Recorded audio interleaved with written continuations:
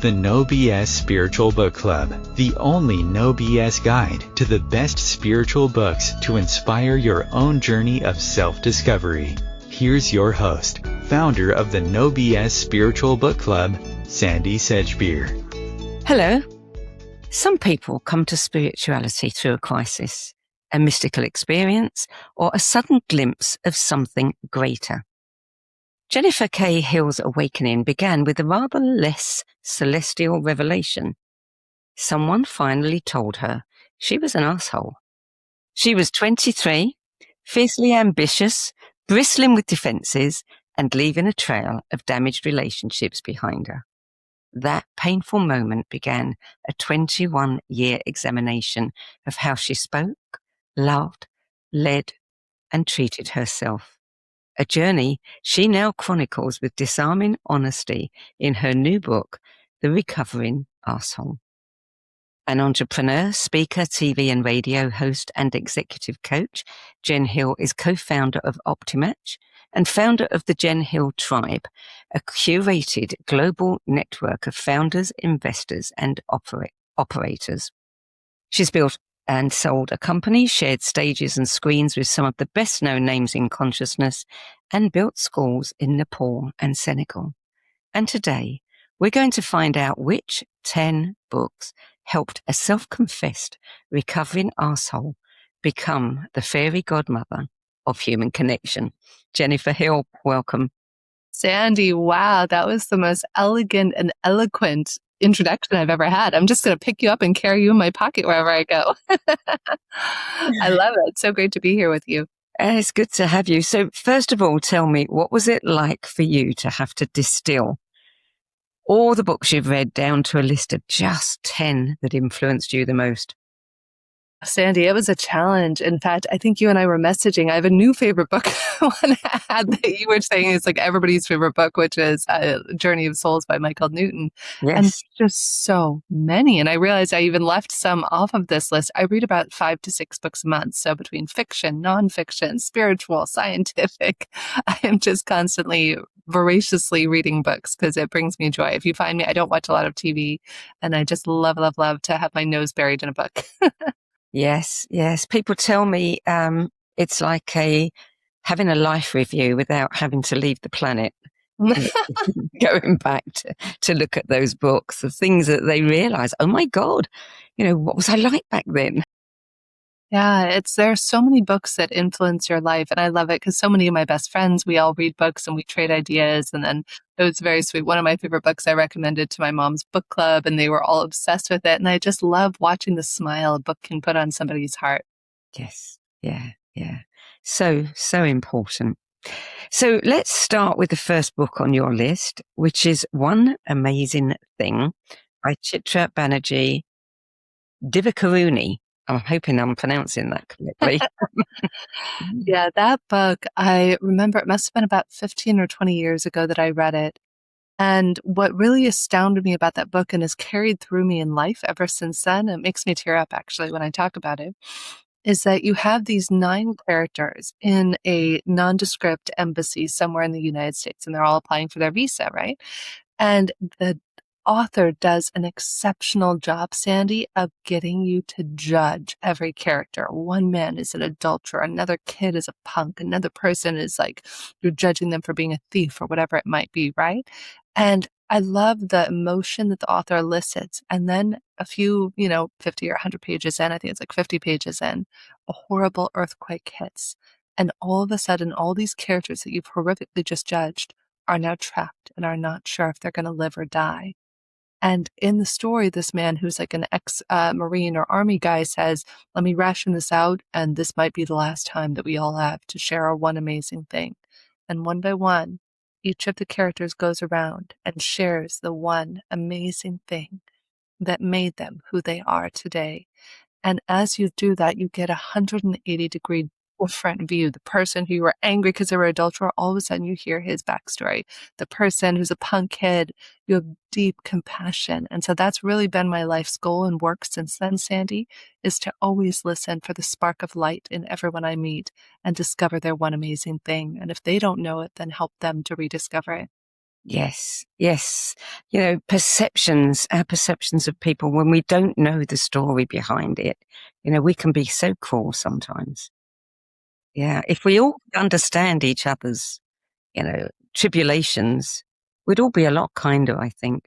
Yeah, there was a beautiful award-winning movie about this in the early 2000s called Crash. It had a all-star cast, I think Justin Timberlake and others, and it was another really great example of this where you just judge. We all judge. I call it the judgy bunny, right? It's the judgy bunny that's sitting there going like, this person has this wrong. They're to this, they're to that, you're to this, you're to that. And can we all just remain connected to each other is one amazing thing. Yeah, yeah. The second book on your list is The Mastery of Love, a practical guide to the art of relationship, a Toltec wisdom book by Don Miguel Ruiz, one of my favorite authors. That was published in 2002. When did you come across this book? Do you recall?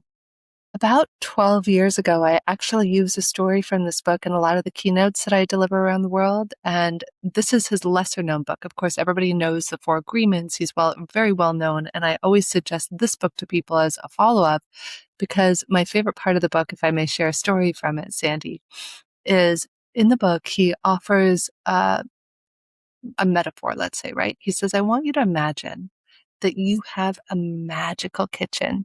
And in this magical kitchen, poof, you can have whatever you want, the best pasta, the best tiramisu, the best sushi, the best vegan food, whatever your heart desires, right? You have this magical kitchen. And then one day somebody comes and knocks at the door and says, Sandie, I am going to offer you a pizza a day for the rest of your life. Yet in exchange, you have to let me tell you how to wear your hair, who to spend time with, what to do, what not to do with your life. You would slam the door in the person's face and say, I got a magical kitchen. Shove off. I don't need you, right? And then Don Miguel Ruiz goes on to say, now I want you to imagine instead that you are starving. You have no magical kitchen. You are so hungry you haven't eaten for weeks and you don't know when you're going to eat again. And instead, I want you to imagine that same person comes and knocks at the door and says, Sandie, I'm going to offer you a pizza a day for the rest of your life. All you got to do is let me tell you how to control your life, tell you how to wear your hair, what to do, who to spend time with, who not to. Well, many of us in that position, Sandie, might acquiesce and we might accept the offer out of starvation. And this is the part that gets me every time is that Don Miguel Ruiz says that magical kitchen is our heart and the food is love. So if we can all stay connected at all times to the fact that we have all the love in the magical kitchen that we will ever need, it allows us to stand in our sovereignty and to not give up our own essence for anybody else's wants or whims. That's beautiful. Beautiful. And how do people react in the audience? I bet they melt. They do. People cry. People often cry. I love to tie it in. There's a lot of talks I give on resilience and human connection are the most popular ones. And people just melt. I remember one of the last keynotes I gave at a big audience of people who ran law firms across Los Angeles and Southern California. And there were probably 300 people in the room. And often not a dry eye in the house because it's true. It's like, what if we could all just live our lives knowing that we're never without love, that it's always here. Yesterday was the day of soulmates, according to the ancient Kabbalists. And so many people are always looking externally. We want that soulmate outside of ourselves. And as I was calling all my friends and clients in our tribe, I mentioned to everybody yesterday, I was saying, today is the day of soulmates. So if you want to find a soulmate, be a soulmate to yourself. Yeah. Mm. Yeah. And the Toltec wisdom we should learn a lot more about that. I've read some of Don Miguel's Jr., his books, and I'm blown away at the simplicity of the stories, the parables, the way that he shapes them. There's one in particular, which I thought was such an ingenious idea because he told the story through the lens of football. Men, so that men could really relate to what he was saying. But the simplicity of the ideology behind what he was teaching. His books, his father's books, and Paulo Coelho, consistently are the most recommended books in the book. most recommended. Every year they come out in the top 10. Yeah. And it's the simplicity in those books that we can all relate to. Yeah, it's parables and stories. There's so Yeah. many complex things that we all try to wrap our heads around in life, right? But a parable or a story like The Magic Kitchen or a story about football is something that our brains remember stories. They may not remember the lesson, but if you remember the story, then you can draw from the lesson. Yeah. Yeah. And your next book, number 3, The Alchemist, Paulo Coelho, published in 1988, is also one of those books. That book is there's another one that'll come up later on the list that I reread every 2 to 3 years. It's a quick, easy read. And anytime I'm at a big transition in my life, whether I'm moving to a new location or changing my career or my outlook on life, I always revisit that book. I love listening to the Audible version now. Of course, I started off years ago with my now husband and my ex-husband. We would read the book to each other. But I love the audio version as well because Jeremy Irons narrates it, and he has just such a beautiful melodic voice. And for those of you who don't know, of course, I'm sure it's come up on this show many, many times, The Alchemist is just a profound tale of a boy trying to find himself and his way and his purpose in the world. And through a series of the right teachers in the right place and the right time and pushing himself outside of his comfort zone and constant failures and struggles and then rising above those, his teachers teach him how to follow his intuition and his inner knowing, to know when to go right instead of left. And it's a beautiful story of how it comes back full circle to take him back to what he already knew. And that's what life is all of these stories and parables are really a snake eating its own tail in some way, because it's taking you full circle back to what we already know. We spend our whole lives searching externally for the answers, and yet often the answers we've always sought are within us. Yeah, it's a journey back to me every time, isn't it? And yet we keep going out there and we keep pointing the finger and blaming and shaming ourselves and other people. And that's what I teach everybody is people say all the time, well, like, how did you become the fairy godmother of connection? And I say out of survival. I didn't understand myself. I didn't understand others. I couldn't figure out these crazy things called humans, and I couldn't figure out myself.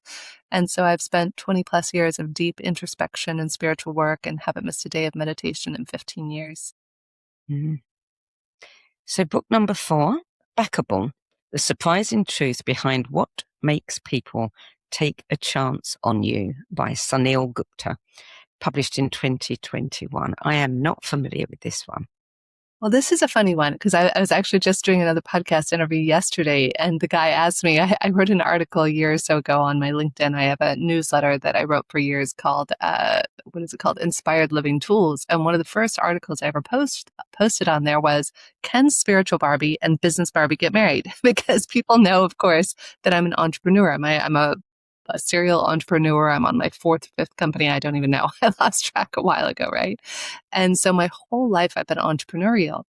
And as I was talking to the other gentleman yesterday on the podcast, I always used to struggle, Sandie, because I have this side of me when I was younger, before I became spiritual, that was all business and hunt the deer and go achieve and sell that company and do all the things and grow, right? And then I have the spiritual side of me that relishes spending 2 hours a day in prayer and meditation and deep reflection and inner knowing. And what I love is marrying the two. So when I come across a business book like Backable that has, again, a compelling story for any of us, so many of us, whether you have a podcast like you do, Sandie, or a business of writing books for people, or anything, or you're a family, you're a mom, a dad, a brother, a sister, whatever it is, we don't always value how important it is to be able to enroll people in our vision, whatever your vision is. It could be being the best PTA mom. It could be being the CEO of the biggest company in the world. If we don't understand that, then we're going to be met with resistance. And why I love this book, Backable, and I recommend it to every entrepreneur I come across, is because the story of Sunil's journey, he was like the poster child. He was, I think, on the cover of the New York Times or something like that for being the most unbackable man in America. And I related so deeply to that, Sandie, because not knowing I was autistic until later in life, till I was about 37 years old and got diagnosed the same year I sold my first company and went through divorce, I couldn't quite figure out people. Like, I knew how to steamroll people when I was younger and how to force the outcome, but I didn't understand why some people would be in resonance and other people were repelled by me, right? It was just like, I was very polarizing for people in the first part of my life. And now, after having read Sunil's book probably about 5 or 6 years ago and recommending it to every entrepreneur I know, he talks about whether you're trying to get a movie made, a podcast done, any sort of mission, vision. I'm part of a new group now where we're working on creating 1,000,000,000 acts of kindness that you and I were just talking about before we went live here. And how do we enroll others in that idea without being pushy and without being kind of a wet fish and like, it's good, do this, don't do this. Because that's why we're here. We're here to get messy, to play. And Sunil gives such great examples in the book of what makes an idea, a person, a thing, a company, a podcast backable.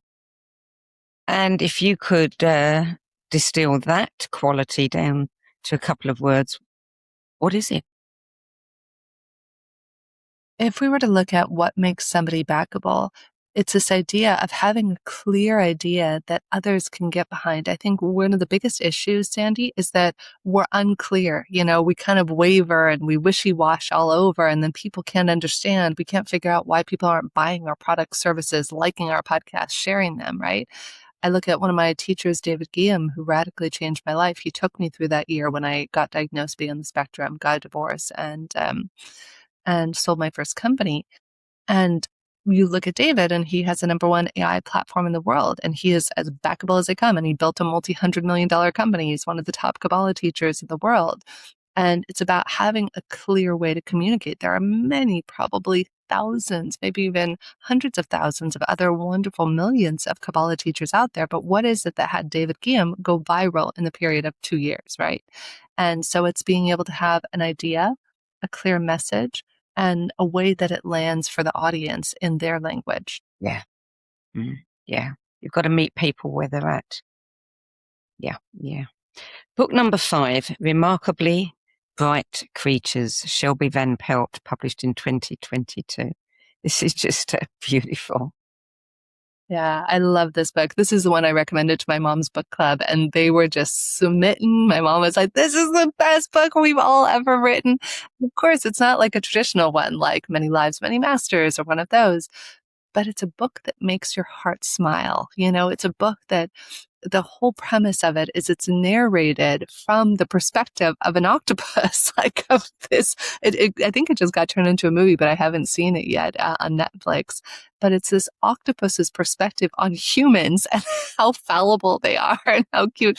Because, if it was a human narrating the book about humans, we'd be like, ooh, our feathers would get ruffled. We'd say, oh, how dare somebody make this commentary? But I think that the author Shelby gets away with so much because it's an octopus giving its 2 cents on humans and their flaws and their faux pas and their beautiful naivety and the things. So I just love it. If you want a book that is going to make your heart smile from the inside out, make you laugh, make you cry, and just help you to have greater compassion for yourself and your own idiosyncrasies and faults and blemishes as being a human, I just think that it's a beautiful commentary on human beings. Have you seen the 2 movies? I think they're both on Netflix or Amazon Prime about the octopus. Oh, My Octopus Teacher. I don't eat octopus anymore since then for that reason. As soon as I saw that movie, I don't remember, it was like 8-10 years ago. I can't remember when I watched it, whenever it came out, but My Octopus Teacher, I was like, oh, I don't want to eat the octopus anymore. They're so sweet. I actually had a dream last night. I was just texting. I love David Guillaume's AI. And this morning I remember my dreams every night, Sandie. I have very, very vivid dreams. I can tell you play by play what happened. And so I'll often talk to David AI in the morning and say, please help me interpret this dream, right?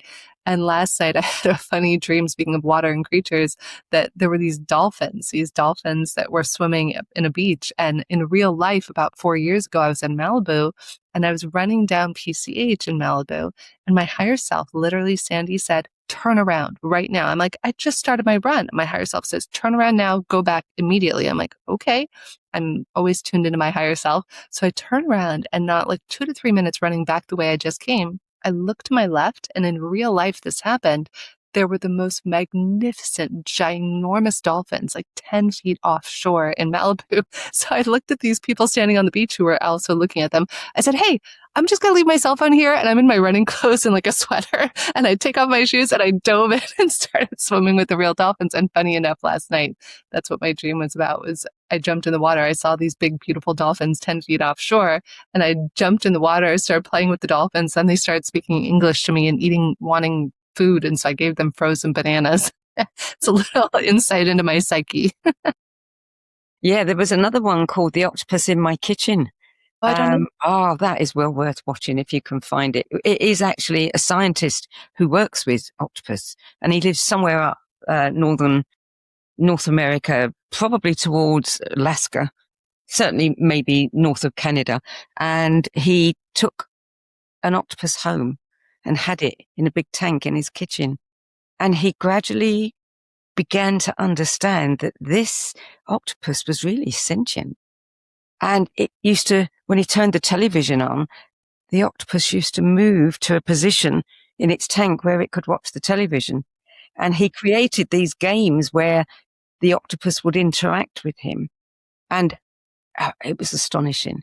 And he cried and we cried, and everybody who watches it cries because they have short lives, when that octopus died. But The Octopus in My Kitchen is amazing. Down in That's what made me, not that I've ever eaten any octopus, but it really validated why I'm not eating them when I saw that one. Yeah. I know. I live in Portugal, the number one place in the world to eat octopus. And I'm like, nope, yet 9, no octopus. No. So book number 6 is actually a collection of books, and I'm really happy to see this on your list. It's actually, in the 7 years we've been doing this, it's come up twice. And the last time was a month ago. So The Seven Sisters, what a brilliant idea. You tell us about it in your words. So when I started reading the series, I think it's been around for probably over a decade, maybe now. Do you remember when it was published? Do you know, Sandie? I think the first 2014. Yeah, I think I was going to say, it feels like it's been around for about a decade. It's like one of those series that you're literally waiting with bated breath. Please let the next one come out. Please. Yeah. I was like so enthralled with the whole series.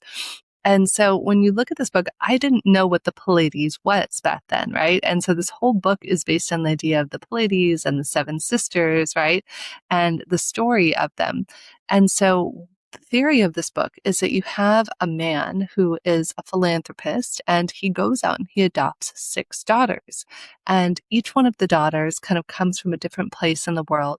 And the book opens with his death and how he leaves them as part of his departing gift to them, this globe thing, I forget what they call it in the book, that has the coordinates of where he found each one of the girls. So I think the first story, if I remember correctly, it's been years since I read the first one, takes place in Brazil during the development of the Christophe statue and the collaboration with the French artist. I love historical fiction. I am a historical fiction junkie because I love it. You get to learn about fun, interesting things in the past. And then you also get to be immersed in this kind of fictional world of these characters. And so the first book follows that. Then you go to Norway, you go to Australia, you go to Ireland, you follow these characters all around the world. And it's just such a compelling story and journey of our own finding of ourselves, how we might have resentments or angers or bitterness in relationships, or maybe not even be able to sustain a relationship. But when we understand ourselves and love and accept ourselves, kind of taking it back full circle to one of the first books we were talking about, when we can love and accept and understand ourselves and where we came from, then that gives us a foundation of like a jumping off point from which to build our lives and our dreams on. Have you read the last one, which is the story of the father? Yeah, so sad. So good, but so sad. I mean, it was such a clever, as an author, as a writer, I can't help but admire Lucinda because she created this story, which is so complex in so many ways. And, how did she choose those particular girls and their lineage and the amount of research she had to do? And, I can just imagine taking that to her publishers as an idea. Wow, you've got a 7-book contract there. Most authors would die for that. I don't know if you know this about the last book. It's very sad, actually. Lucinda died while she was writing the final book, and her son, because he was so engrossed, if I understand this correctly, correct me if I'm wrong on this, Sandie, but this is how I remember it went, is her son helped finish writing based on the essence because he was so enmeshed in it all with her. Yes. And she'd left an outline, but not complete. And you're absolutely right. And he's now writing other books. And he is so good. So good. Oh, I didn't even know that. I'll have to look out for the other books he's written. I just remember, that's a series that I will probably go back and read again. I'm not somebody who reads books often, twice. The Alchemist, which we talked about, I read again every few years. Count of Monte Cristo, which I think we're about to talk about next, I do revisit every few years. And then one of the last ones we'll talk about is Think and Grow Rich. But there are only a handful of books that I'll go back and reread because there's so many good books out there to be read.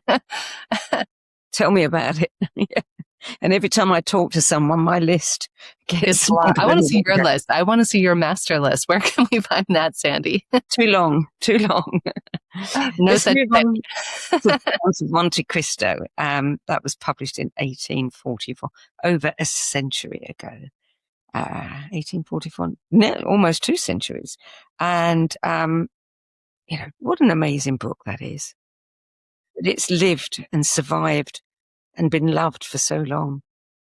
That is one of the books that I go back. I think I've read it 3 or 4 times now of the history of my life. And if you haven't read it, I don't want to give too much away, but if you want to look at the potential that we have as humans and also our greatest darkness, you really see it all. Like, it is such a compelling, riveting story that has you on the edge of your seat, where at moments you hate. Like, this is what I love similarly to One Amazing Thing, is that when an author can get you viscerally involved in the anger, wanting revenge. I mean, the whole story of Count of Monte Cristo is a man who's wrongfully imprisoned for years, almost dies, and then comes back to seek revenge across his greatest enemies.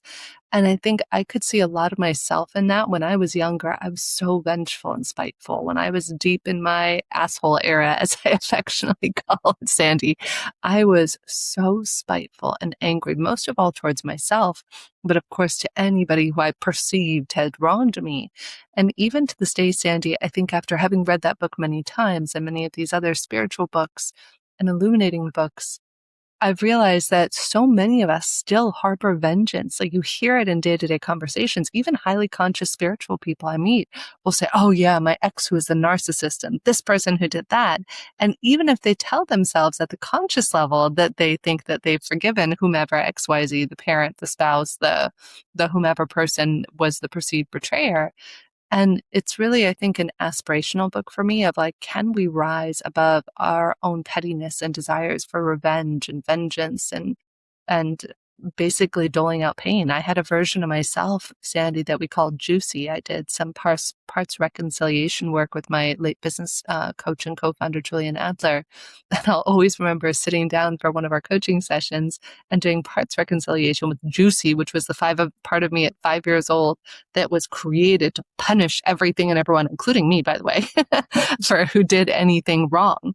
And then there was Angel, the part of me that just wanted to keep the peace. And, I just remember bringing these parts together around a boardroom, an imaginary boardroom table, and letting them both know, like, hey, we don't always have to be the most likable person in the room. And also, we don't always have to punish people. Like, if somebody did something we disagree with, we can have a conversation about the outcome we would like to have, but without it having to be punitive or painful for either party.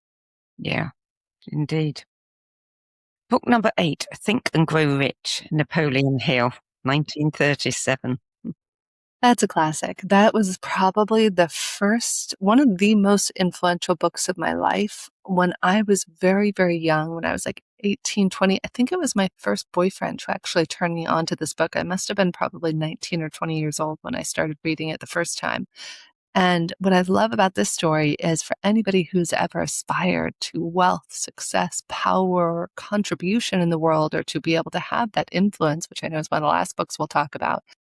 When we talk about this, we understand that, there's so much that you can do with Think and Grow Rich. In fact, it's a technique I still teach to this day. I was just teaching it to a group of entrepreneurs in Germany a few days ago. is a technique that was inspired out of Think and Grow Rich. In the book, he talks about having a clear intent and being willing to like burn your ships and go full throttle after what you want.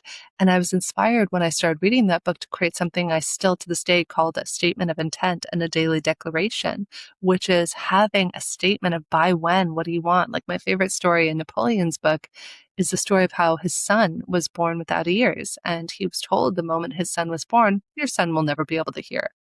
And Napoleon Hill's like, I don't care what you say. I am going to be so certain and so single focused that Napoleon Hill pressed his lips to his son's, the part where the ear would have been. And I think it was by the time the young man was 18 years old, they even had like a special ear thing that was fitted.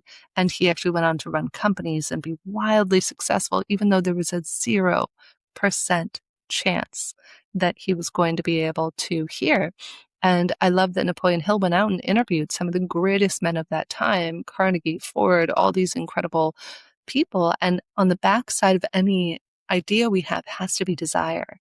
It's our desire, our intention, multiplied by our action that equals our success in life.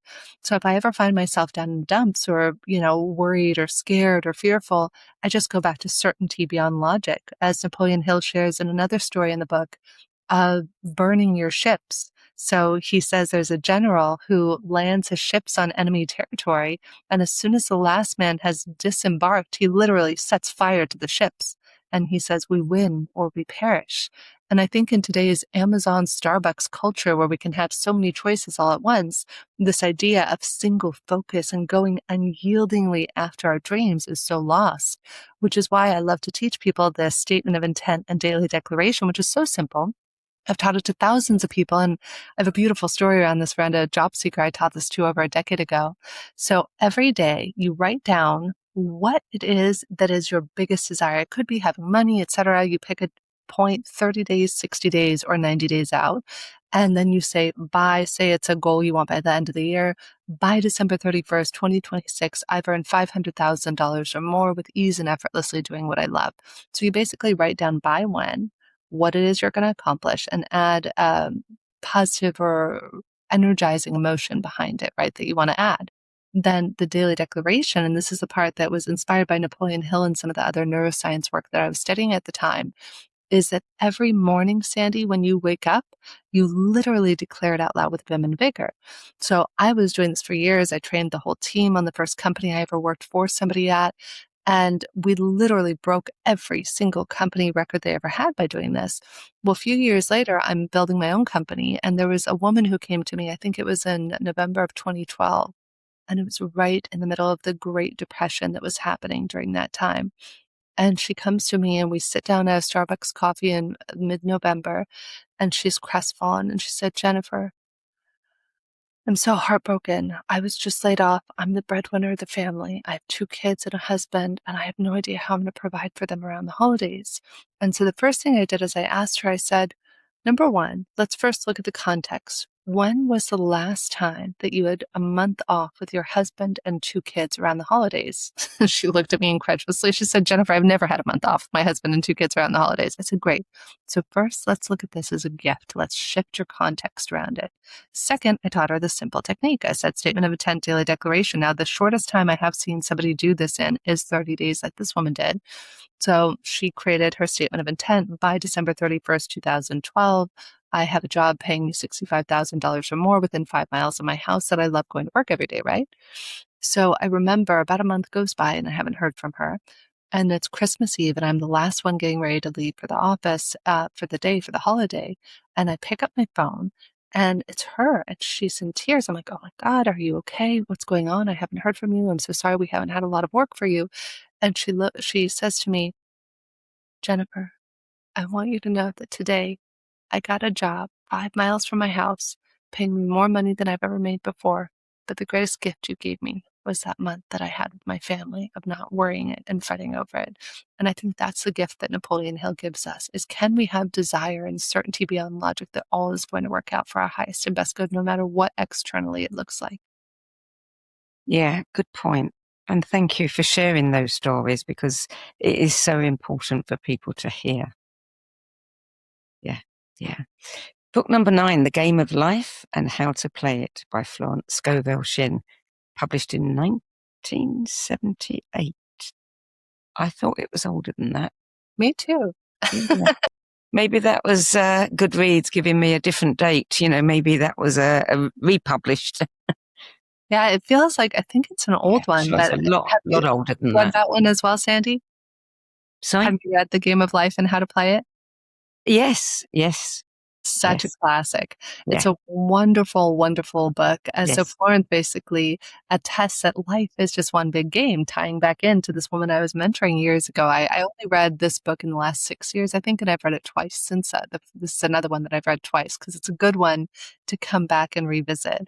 One of my favorite mantras came out of this book. She gives you so many great mantras and little life hacks to kind of look at things and life differently. But one of my favorite mantras, I think, came out of Florence's book that I text one of my dear friends in Austin every day who's an entrepreneur. We text each other every day. How can life get any better than this? That's not a Florence thing, but it might be similar in her books.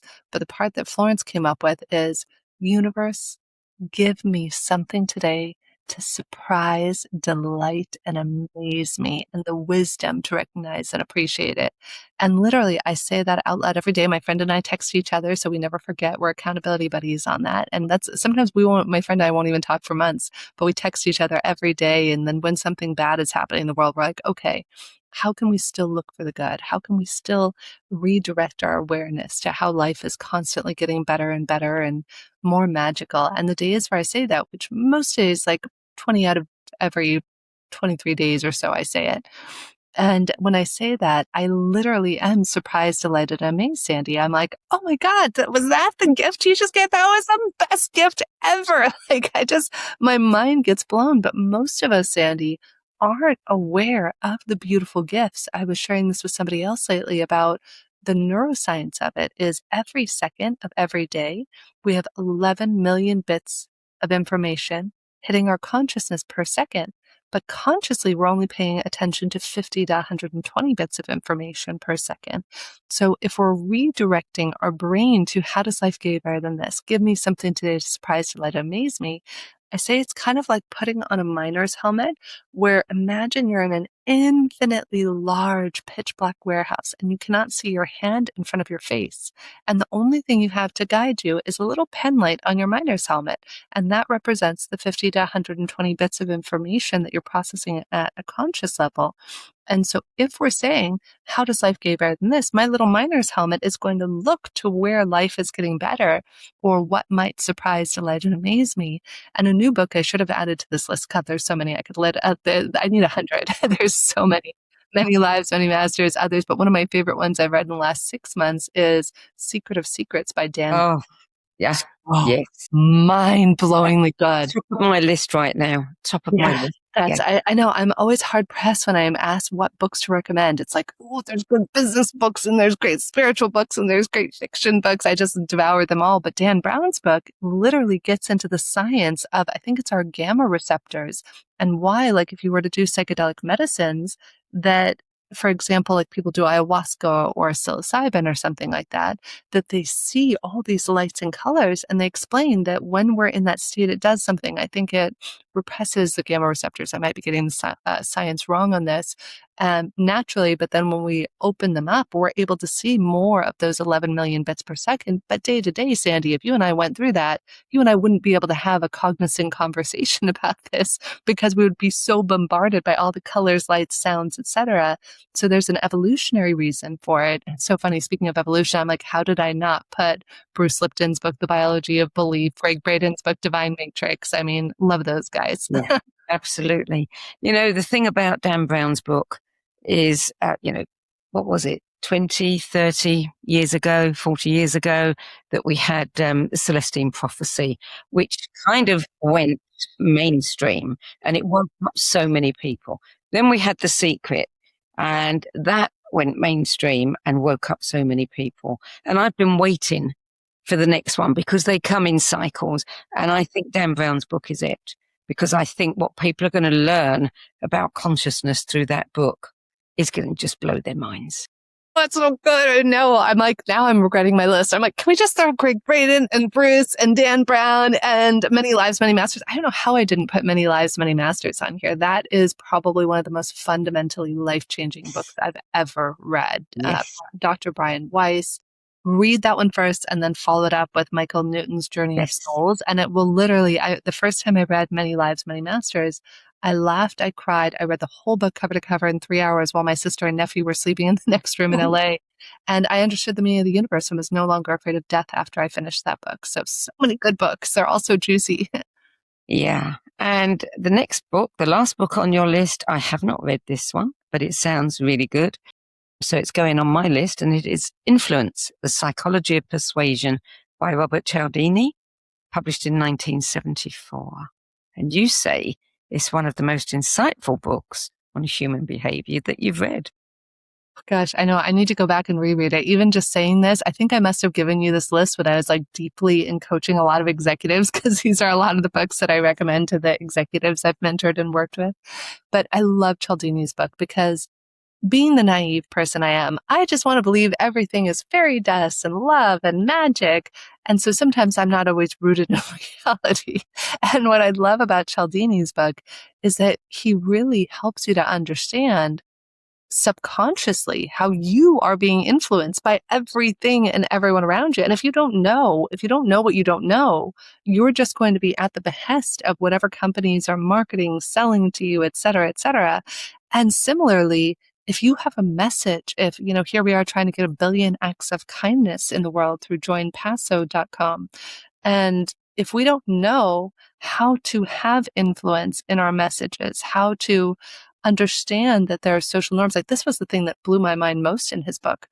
He said they did an experiment once where somebody went to use, like, I think it was a copy machine, right? And say you're in line at a place to copy stuff.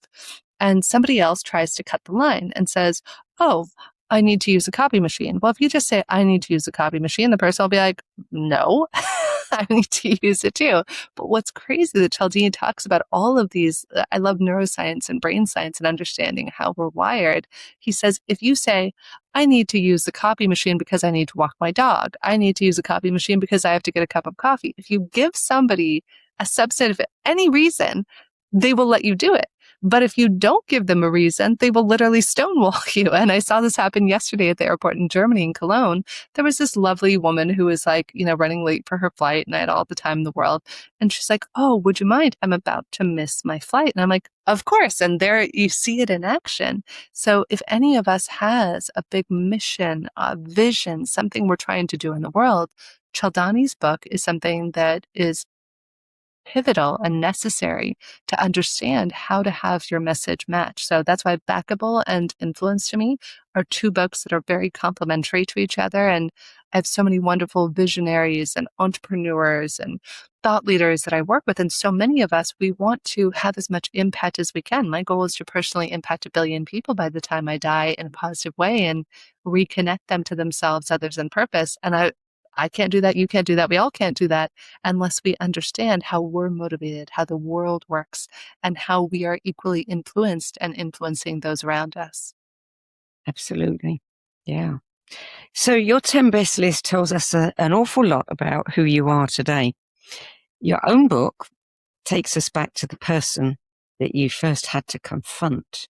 So tell us what exactly was said to you, and why did that particular truth get through when other warnings had failed? So we're talking about the recovering asshole now, right? Yeah. Yeah. If anybody wants to be on the list for that or find out, it's not out yet, but when it comes out, go to antiassholeprayer.com. And if you sign up, you'll get my favorite 21 morning mantras along with my anti-asshole prayer. And I'll put you on the list to be one of the first people to find out when the book comes out. So here I am. And I'm 23 years old, and I think I'm a good person up till that point. I'm very successful already in business, and I donate and I give money to charity. And again, you don't know what you don't know, right, Sandie? So here I am. And my boyfriend at the time, I think this is 2005, his best friend gifts him a personal development class for he and his brother. So about 2 or 3 months into our dating, he does it. And then he's like, I understand the meaning of the universe. And so he gets on his soapbox and it's like, you must do this class. And if you do this class, the sky will part and everything will make sense. And at that point in my life, I was probably one of the most stubborn, recalcitrant people you would ever meet. I don't know if that's the right use of that word, but that's what came to my mind as I shared it. And I was just so unmovable. And so he kept saying, you got to do this. And I'm like, no, I double dog dare you to tell me I have to do this one more time. So this goes on for about 6 months after he's taken it. Finally, September of 2005 rolls around. And I look at him one day. I said, remember that class you told me about? He's like, yes. I said, I'm going to take it. He's like, amazing. To prove it's a cult. And he's like, fine, they're still going to transform you. And I'm like, no. So I show up day one of this class, Sandie. It's a beige room, outside of LAX airport. And there's about 150 people in the room. And there's these two people co-leading, a tall Aussie woman and a guy named Jerry at the front. And so as they're beginning this 3-day intensive weekend thing, like 12 hours a day, Jerry says to the room, he looks out over the sea of people. He says, does anybody have any questions before we get started here? And my hand goes up and he's like, yes, you out there in the Von Bitch t-shirt. I literally had, it was a popular brand in LA at the time, Von Bitch emblazoned in magenta upon my bosom. And I looked at him and I said, how would you respond to the fact that this, meaning the class, is a cult?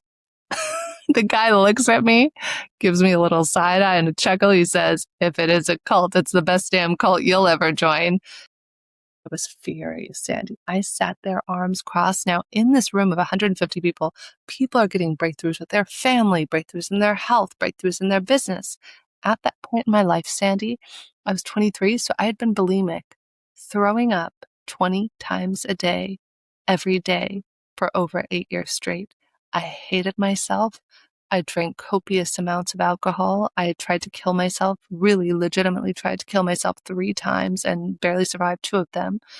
And I was just sitting there being what I call a judgy bunny. I'm sitting there stewing in self-righteousness, being like, these people have problems and those people have problems. I have my shit figured out, even though I was like the antithesis of having this figured out, right? So the whole class culminates and your friends are there to celebrate your great miraculous transformation. And so I'm sitting there next to my boyfriend and his friends, and the tall Aussie woman who was co-facilitating it comes up afterwards. She's like, are you going to do the advanced class? I looked at her and I said, sweetheart, darling, it was stifling enough having sat in this room the last 3 days. Do you really think I would put myself through this hell again? She looks at my boyfriend and goes, he shakes his head. He's like, don't get me started. It took her 8 months just to do this one.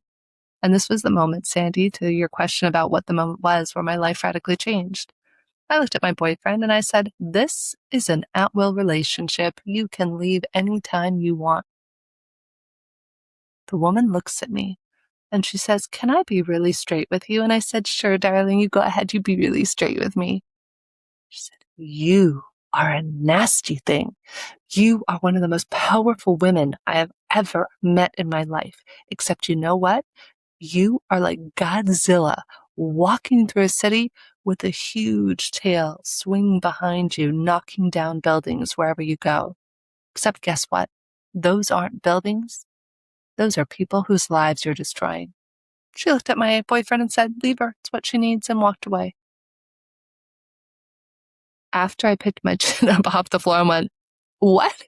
I went the next day to my office where I'd already been really successful, was one of the highest producers in the company. It wasn't my company. It was the only time I worked for somebody else, really.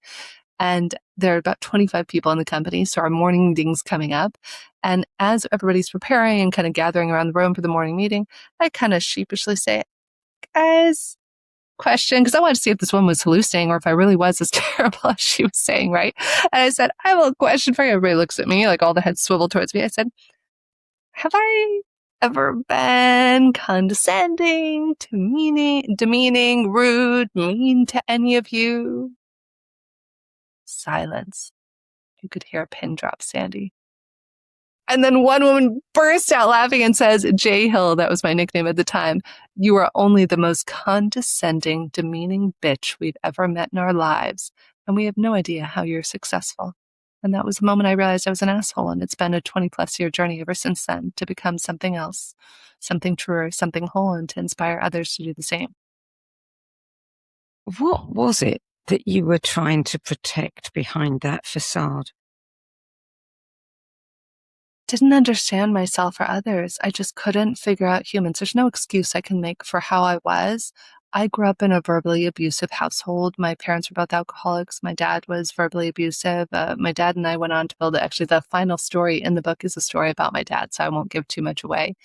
But it was the voice I was used to. It was often my dad's voice of, you suck, you're terrible. And I saw, oh, well, this is how you get stuff done. My dad was a successful firefighter, captain of the fire. I was like, you put people down and demean them, and that makes you friends, and that makes you the most successful person in the room. And I just didn't know any better, and no excuse. To all the people I caused harm to back then, I apologize. Please forgive me. Thank you for being in my life so that I may love you. Wow, that is quite a moment. You must have been devastated. I look back now and I'm so deeply grateful, Sandie. That's why I give my husband and my ex-husband all the credit in the world for helping me on this path. Speaking of past lives, this is a funny quick tie-in to Brian Weiss's book earlier, Many Lives, Many Masters. So for those of you who don't know, I think Brian Weiss is still alive and might still be doing group hypnosis. I'm not sure if he's still doing it, but a few years ago, probably about 8-9 years ago when I read this book, I did this group hypnosis session with Brian Weiss, and my ex-husband and I were still together at the time. And so we're in Atlanta, Georgia. And I am the most hypnotizable person, Sandie, you have ever met. You can just snap your hands. And since I was a little girl, I'm like out. I am gone. I'm toast. So I'd had past life regressions before, but never one with Brian. So he does this big group hypnosis. My ex-husband, we're still together. He's sitting there with me. And I go under right away. And I see I'm a man named Isaiah in this life, probably 2,000-3,000 years ago. I was Israeli, I believe, at the time, or whatever they called it in that time, fighting with the Egyptians. And I had a son who was about 4 years old. And the son was my husband. And he saw me stabbed through with a sword. And in that lifetime, my ex-husband made a promise in every life to come back and to save my life. And he did. And in this life, the way he saved my life was by bringing me back to myself, by introducing me on that journey when I had gone so far away from self-source, understanding, inner knowing. And it really radically changed my life. So I always give my ex-husband credit on that, as he saved my life in many other lives that I've seen, and he saved my life in this life. Mm-hmm. You have an anti-asshole prayer. Before you share it, tell us, when do you use it, and does it work before the damage or during the cleanup operation? So yes, it's that's why I always tell people, go to antiassholeprayer.com. You'll get all my favorite morning mantras, including this one. And I love it. You'll also find it on my Instagram at Jen Hill Speaker. It's a video I was teaching all these amazing women. I've saved it and pinned because so many people love the anti-asshole prayer. The anti-asshole prayer I use every day without fail, and I'll give you a couple of variations of it that I use. The one that I say every day, and I will warn you, I've taught this to tens of thousands, maybe even hundreds of thousands of people by now, is that people will disappear from your life and you have to be willing to let go. So for me, it's something that I'm completely surrendered and willing to let go of anything or anyone in my life in a moment. And you have to, when you're willing to say this prayer, because it can happen really radically and unexpectedly. So it goes something like this. Universe, please remove anything or anyone who is not meant to be in my life. Give me the wisdom to know what's happening for my good, and draw the right people and resources towards me. So that's really the big picture one. Now, when I'm doing a Jen Hill Tribe event or a party that I'm throwing or anything of that nature, I say a different variation of it, which is, universe, please lovingly repel or remove anything or anyone who is not meant to be at our call tonight with Renee. Give me the wisdom to know what's happening for my good. And if somebody is meant to be there today, let them get invited through a trusted resource. Give me the wisdom to say yes, and have people be divinely inspired to look at their phone or their email at the exact right time to see the invitation. So that's one I say for events. And then the final one I say for my business and for protecting our group in the Jen Hill Tribe, which we're a part of course, is I say, universe, please lovingly repel or remove those I cannot or am not meant to serve. Give me the wisdom to know what's happening for my good, and draw those towards me where I can add 10 to 1,000 times or more the amount of value they pay. And that's it. So those are my variations of it that I say every day. So tell us about the tribe. What inspired it? And tell us what it does. Yeah, it was birthed out of great sadness. And it was first given to me as a gift, in fairness. We got to go all the way back to last year. In February, March 2025, a dear friend of mine, Johan Nogueira out of Australia, is a genius, prolific entrepreneur who's like a brother to me, who I love. He and I meet a few months before that. And Sandie, you know me now, I love to connect people. There's literally nothing that brings me greater joy than connecting people. And I don't even care. Like, it's not like I'm sitting there tracking, like, oh, I hope I get something from this. I just channel connections for people and I give them, and I never count them or worry about it. And so Johan, I must have gifted him, I know I gifted him 36 people in 2 months of knowing him, which I would have never guessed that. And Johan comes to me on my birthday. He's like, Jen, get in your WhatsApp. I have a gift for you. And I have no idea what it is. And he's custom built me a WhatsApp group called the Jen Hill Tribe. So he puts the first 36 people that I refer to him into the tribe. And it was just like a love fest. And I love these people and they love me. And so it just kind of existed in the background for about the first 6 or 8 months last year. You know, just randomly add people, but we weren't doing calls. We weren't really doing anything with it. I wasn't really sure what to do with it. And I was getting ready to sell another company. So Julian Adler, who helped me to stop being an asshole to myself and others, he was instrumental, radically changed my life, helped me sell the first company. And I swore after I sold the first company that I would never build another company without Julian. So as soon as I start building OptiMatch, I was like, Jules has to be a part of it, call him. And Jules is like, perfect. Let's create an algorithm based on your intuition for matching people. So that's what we did. We start using it at Mind Valley, brought us to one of their events. We got used on Necker Island. We got used with corporations, startups. It was amazing. We were having a lot of success. And we got an offer to buy us. So for 6 months last year, we were negotiating an offer with an AI company to buy us. 8-figure offer comes in. Yay, we're celebrating. We're like, best day ever. We get to sell another company together. This is October 27th of last year. And Julian died that night. He died the night we got the 8-figure offer to buy the company, and we were crushed. Absolutely crushed. Like, we jokingly, I can now laugh and say, Sandie, that he died of happiness. That's what we all said at his funeral a few weeks later, but it was heartbreaking. We had all been at his wedding. Our COO was his best friend, had officiated his wedding in June and officiated his funeral in November. So out of the ashes of that, I was fighting with God in the universe. I had some key choice words for God about that. I was like, we got to do some talking, because Julian and I had self-funded. We had self-funded. The offer fell through. Everything went sideways. And I was the most depressed I had been in years. And I was just like, what am I supposed to do with my life? And so I talk out loud to God every day as part of my 2-hour spiritual practice. And at the end of one of my days of just like sobbing, fighting, asking for clarity, what am I supposed to do? I think this was like January of this year. I said, God, universe, what do you want me to do? Do you want me to find a new co-founder? Do you want me to find a new buyer? Do you want me to just, I don't even know how to fund it, because everything, we had pushed away all of our clients for 6 months because we knew this offer was coming. And I said, or do you want me to take this Jen Hill Tribe thing, this thing Johan gave me, do you want me to turn that into my life's work in a paid community? I said, it's yours. My life is here. I'm here to serve. Show me the way. If you want that, if you want me to turn the Jen Hill Tribe into a paid community, I think we had like 1 paid tribe. I remember like I was playing with this idea at the time. And I was like, give me 10 or more paid tribe members in the next month and I'll know it's what you want me to do. I'll know it's from the divine. I figured it was like a very specific ask. And Sandie, 30 people joined that first month. And 30 people join the month after that. And you're being part of the group, you probably see it's like about 20 to 30 people join a month. And it's become one of the greatest privileges and honors of my life. And we call it the Love Club internally in honor of my sister. Did I share this story with you, Sandie? So the external name for it is the Jen Hill Tribe. So people can go to jenhilltribe.com and learn about it there. But the internal name we call for it is the Love Tribe or the Love Club. And this is all in honor of my sister. About 9 years ago, I guess now, wow, it's been 9 years, my sister had a schizophrenic break. She, was on the wrong sort of things and life happened, and she had a physical assault on her husband because of this schizophrenic break. And it was the hardest choice we ever had to make, Sandie, as a family. We chose to allow my sister to be homeless until she was willing to get the help she needed and get on the right meds. And our family was beside ourselves. We did our best to try and keep tabs on her, get her food when we could, but we also didn't want to allow her in our rooms or in our homes because of the violence aspect. So after about a month of her being homeless, it's like the vampire movies where they say you have to turn off your emotions. That's literally kind of what we all did. And at that moment, my sister calls me. I don't know why she didn't call my mom, my dad, her husband, whomever, but she calls me And she says, Jenny, I'm in the hospital and I need help. And I race down as fast as I can to San Diego where she was.